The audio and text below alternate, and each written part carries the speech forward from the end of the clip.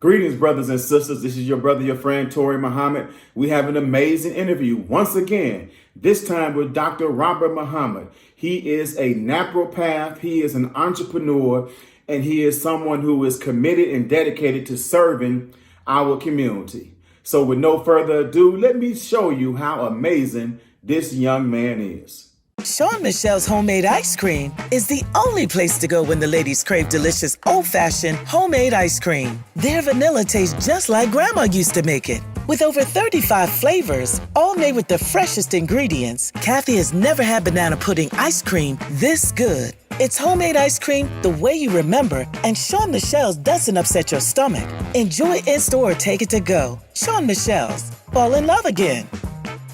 First-time customers, buy one, get one free. What put me on the road of becoming a doctor was a series of writings by the Honorable Minister Louis Farrakhan in the Final Call newspaper.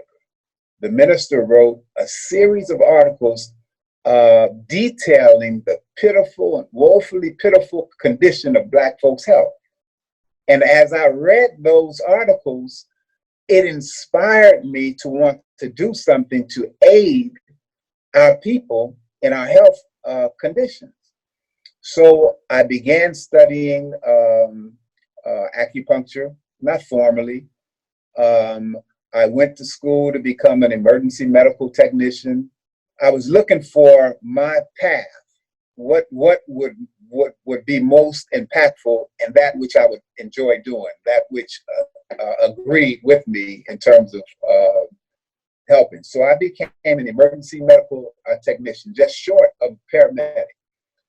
And then I went to North Chicago, where they have a school of medicine there, and I investigated what it would take for me to become a medical doctor. And after going over the coursework and the time that it would take, only to wind up being a medical doctor, not that that's belittling, but it doesn't agree with me to give medicine. My scope and my thought was more holistic. So then I investigated natural medicine. And I learned that the School of Natural Medicine, and that it's called a doctor, a naturopath, a naturopathic doctor, an ND, a doctor of naturopathic medicine. And I discovered that those schools are primarily on the West Coast. And so I'm like, man, what am I gonna do? So one day my wife, she knew what my interests were. And so she came home, she said, you know what? There's an open house for naturopathic medicine that'll be downtown. And I'm like, I thought that those schools were on the West Coast. So I went to the open house, and what I learned is, as I'm sitting in the audience listening to the presentation about the school, the curriculum and the scope of the practice and the rest of that, I said, this is not what I come to learn about. So I was sitting in the orientation of the National Naprapathic College of Medicine. And my wife and her employees mistook that for naturopathic medicine. Well, my wife did. But I was in the audience and I had spent a good hour. So what I learned was, what I learned listening to that, I said, wow, this is good, because natural medicine was inclusive in their scope of practice. So I said, this is good. So I'll be able to practice physical medicine, and I would also be able to practice natural medicine under one umbrella. So this is a keeper. And what I learned is that the naturopathic medicine is akin to chiropractic medicine, only it's a gentler, kinder chiropractor. And that the two were at one point one. The founder of naturopathic medicine was the student of the founder of the chiropractic medicine. So that's how I became a naprapath. But it was the inspiration of the Honorable Minister Louis Farrakhan coming from the writings detailing the horrific condition of Black folks' health that moved me to want to be an instrument in aiding our woeful condition. At the time, you were an educator? At the time, I was an educator, Brother Toure. I was teaching at Muhammad University of Islam. This will have to be edited. I'll start that again. I was teaching at St. Elizabeth Grammar School, which gave me time and enough money to go back to school. So I would work full time during the day, and then I would sit in class for 4 hours at night. And then I would spend the entire weekend in the library at the University of Chicago. We would open, in my study partners, we would open the library and we would close it. That's how studious we had to be. So the coursework, well, this was a tremendous time in my life because the pressure that I was under, one, to serve the students in the daytime and make sure that they were getting absolutely what they needed to be successful. And then to sit for 4 hours in the evening, trying to comprehend and absorb what is like a new language, a foreign language, and these principles of science and the rest of that, and come away from this whole thing being a very competent doctor. So when I went back to school to get what I went back to get, I used to be a student who sat in the back of the class or the middle, but I was just in there. But when I went back to school to become a doctor, brother, I'm sitting up front and center. I'm taking in all that the professor has to say, right? After a long day, and I found myself, not enough. And I can't be sitting in the front of the class, brother, with the name Muhammad, and I'm falling asleep. So it started me drinking coffee. This is how the coffee, because I had to be awake and I had to be alert, right? But I really, really, really went there to get something so that I'll have something to give back to our people. And describe some of the problems that people come to you with to give people a little broader idea and understanding of what a naprapath is. Yes, sir. So basically, doctors of physical medicine, if we want to summarize, any physical ailment that you have, we're talking about carpal tunnel, we're talking about TMJ or temporal mandibular joint pain, we're talking about arthritic pain, we're talking about back pain, we're talking about every major physical ailment that you may have. And so what we're able to do is we're able to apply naprapathically or chiropractically or osteopathically manipulation of the joint to bring about alignment to a joint which may be the cause of the pain. Let me give you an example. If someone falls down, something physically has moved out of place, potentially in the back or even in the neck. And so what we're able to do is discern where that misalignment is and then bring back harmony and alignment in the spine. We also can manipulate the carpals of the wrist, the joint of the shoulder, the elbow, and the rest of that to ease pain and suffering. But wait, there's more.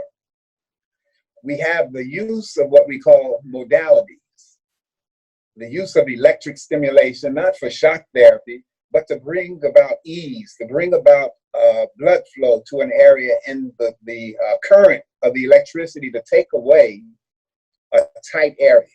You may come in with muscle spasms and we may use electric stimulation. or we may use other modalities to aid in that cause, such as heat, you know. But we have the use of modalities that aid in bringing about relief of the pain that people are saying that they have. And I was thinking about ultrasound. So ultrasound in this respect with physical medicine, it's a tool that allows us to send heat through a crystal deeper into the tissue to increase the circulation and decrease the pain that the patient may have come in with. So the use of all these variety of modalities, it aids us tremendously. So that's what, and I have to say this, that's what a naprapath does. That's what a chiropractor does. That's what a good osteopath does. That's what a doctor of physical therapy does. What sets us apart in the physical medicine genre is that we also can add to that the joint manipulation, which is critical in many cases. Wow, I see hear the passion that you have for being proficient in what you do.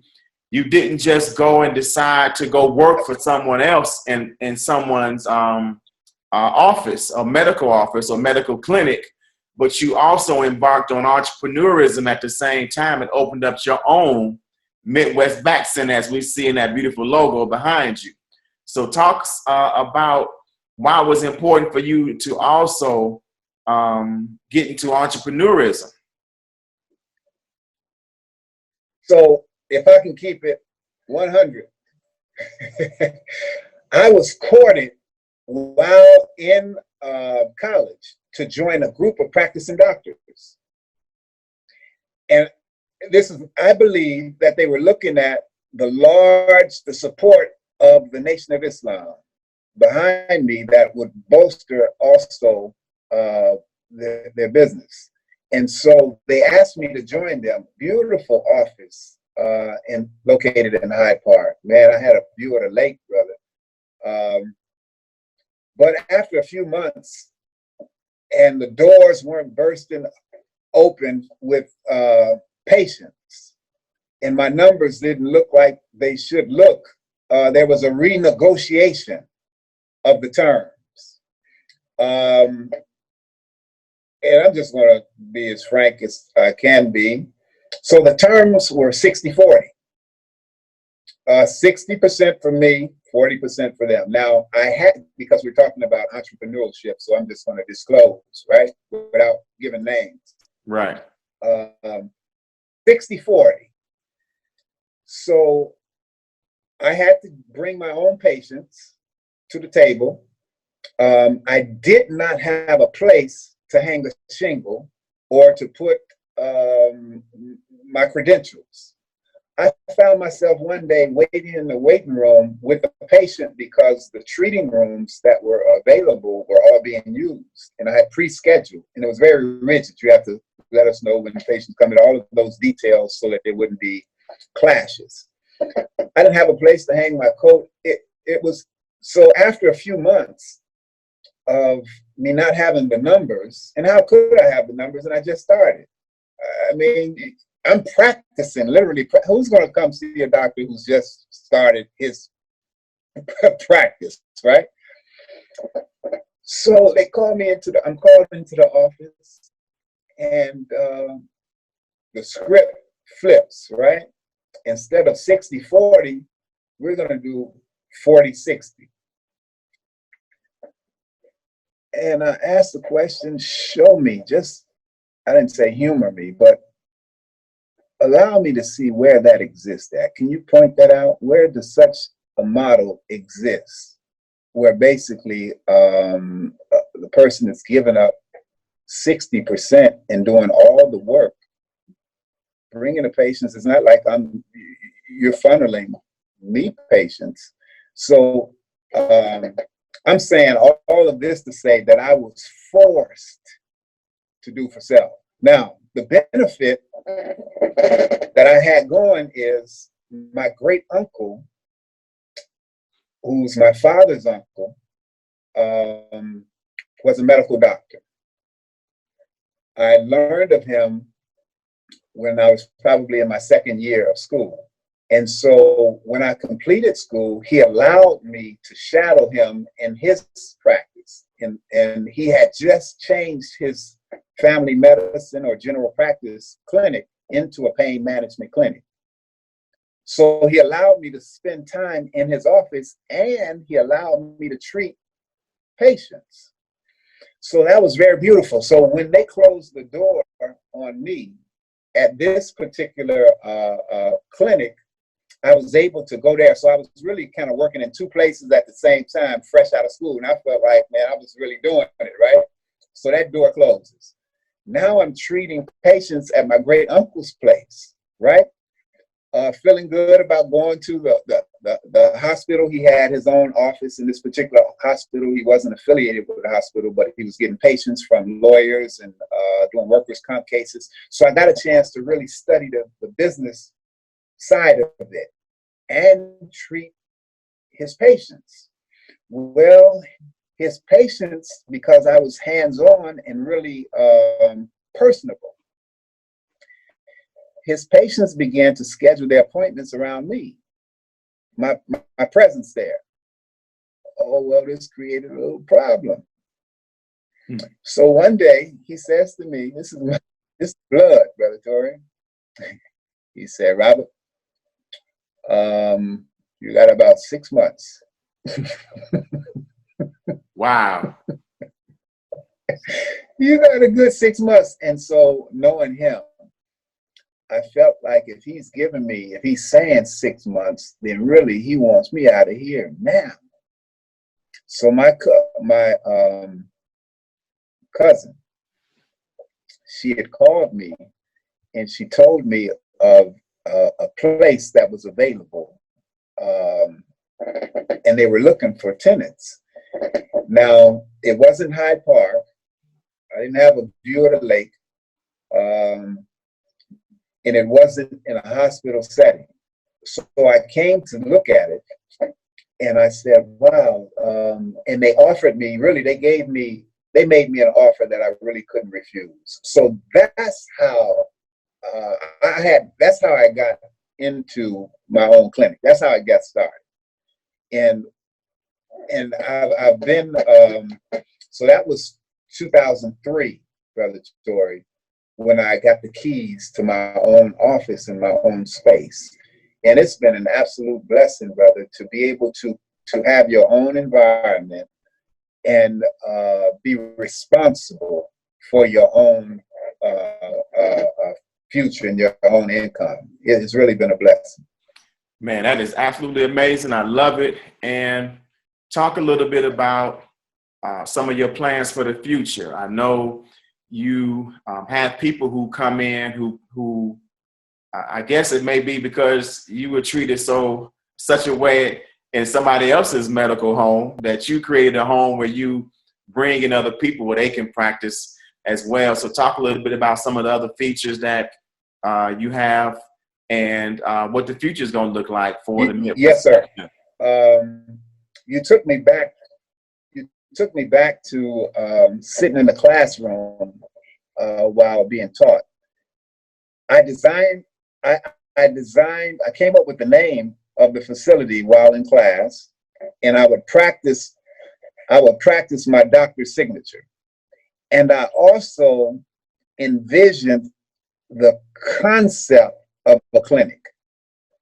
And so I had in my mind a place that was multidisciplinary, where you would have a chiropractor present, you'd have an acupuncturist present, you would have, for those who want massage therapy, you would have that, and you would also have natural medicine. So that was in my mind. Prior to the treatment that I received, I just wasn't ready to implement that right away. I was forced into that position. But I've always wanted an all-inclusive kind of place. And at some point, Allah willing, we'll have a place that will include a general practitioner. So I've always had that in the back of my mind, a larger scope practice. than just physical medicine with the naprapathic, chiropractic, osteopathic, physical therapy type of thing. I love acupuncture. I had a injury once that required me to wear a sling, a shoulder injury. And after wearing a sling for the amount of time that I had to wear the sling, when taking it off, I didn't have mobility of my shoulder. And that lasted for months. And someone recommended that I go see an acupuncturist. One treatment restored complete range of motion of my shoulder. This was prior to me getting involved in school, or maybe it was parallel to that, but it made me to believe in additional therapies, and I wanted to include them into whatever it is that I set up. You've been creating and working towards this this all-inclusive space for a while, so I know, you've been making sure that happens. Talk a little bit about why it's important, one, for good health and good physical health, and some of the things that you're able to do to assist people. I know things have been a challenge with the COVID-19 environment that you're in, but you are, of course, an essential person, an essential business that people still may need to come see you for certain physical pain and ailments. So talk a little bit about some of the things people may be able to manage at home if they can't get out, and then talk a little bit about how COVID-19 has affected your practice. Naturally, COVID-19 has slowed up a volume of patients because there's too many unknowns. And if we're not in dire pain, excruciating, just seriously bad shape, like a fresh car accident, then people will not have the tendency to come out and get treatment for that.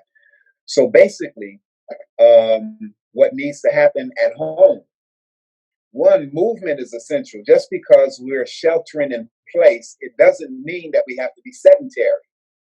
Once we become sedentary and we slow down and we stop moving, what happens around a joint, and a joint is where two bones come together, tension begins to develop.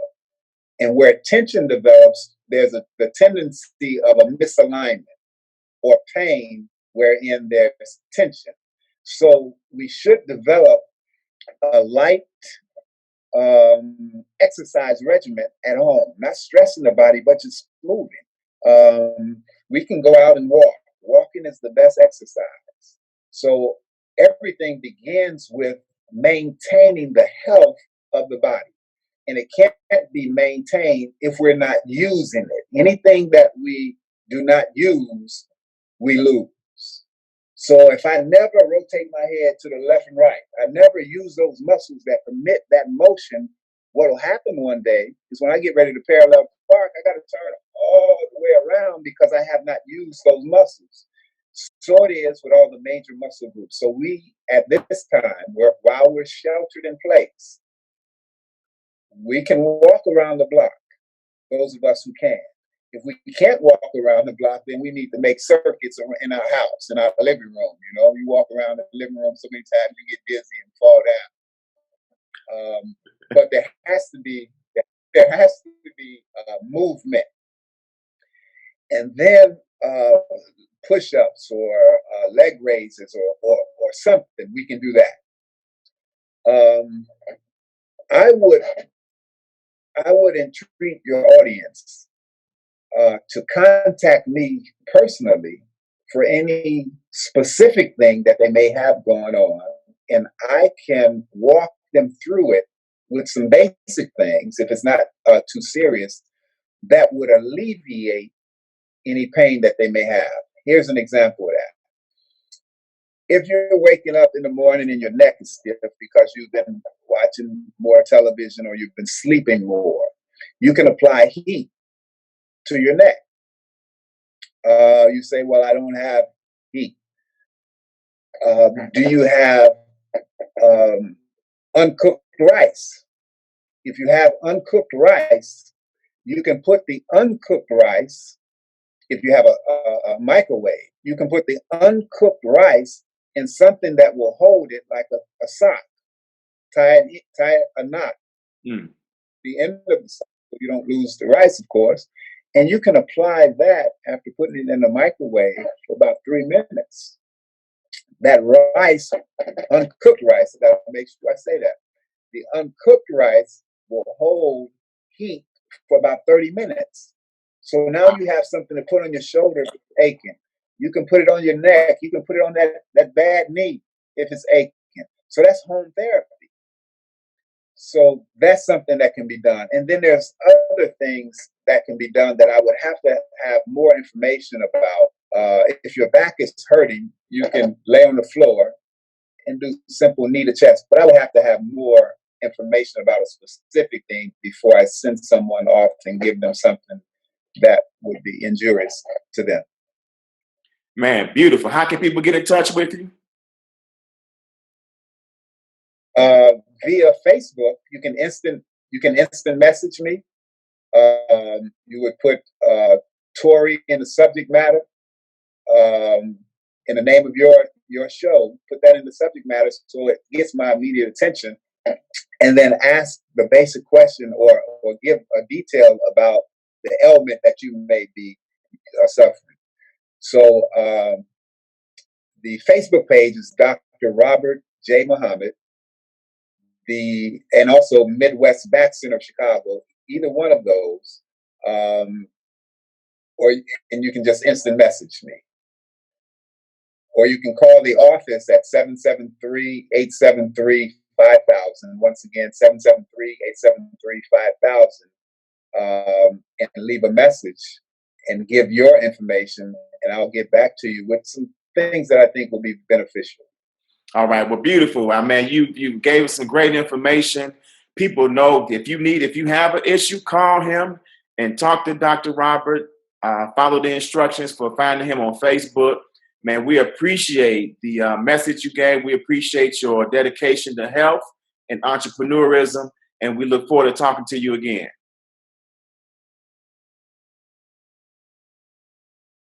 Have you all been to Mama Dan's Soul Food and Cafe on 79th and Maplewood? They are home of the $6 holla on Mondays and Tuesdays. And on Wednesdays and Thursdays, they have turkey and dressing. On Fridays and Saturdays, they have fish and jumbo shrimp. And Sundays, they have beef short ribs. We had a chance to sit down with Mama Dan recently and hear some of her secrets for success. Mama Dan, it's a pleasure to be here with you. It's so exciting to be with someone who has made great food for 28 years. What has been the key to success for you?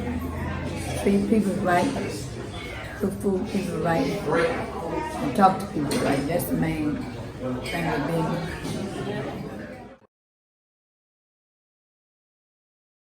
My name is Sharon May, and I love Dan's Soul Food. It's food like we cook at home. The dressing is like what we cook at home. The turkey is like what we cook. Black-eyed peas is like what you cook at home. And the collard greens, cabbage. I had fish.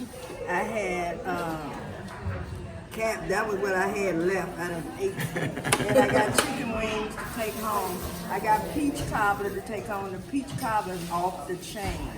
And then the sweet potato pie is off the chain. It's very good. It's like sweet potatoes I cook at home.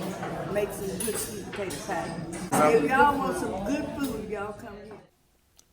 So for some of that down-home cooking with a touch of love, come by Dan's Soul Food Cafe, where every day is Thanksgiving. It's not a party until a Sean Michelle's cobbler is served. Our peach, apple, and blueberry cobblers are homemade with only the freshest, most delicious ingredients. The cobblers are grandmother approved, and with just one taste, you'll be doing your own happy dance. But wait, there's more. Pair it with our homemade ice cream for the perfect a la mode. Call Sean Michelle's to order yours today. Sean Michelle's Homemade Cobblers. Fall in love again. The Black Business Matters Show is produced by Bean Suit Times.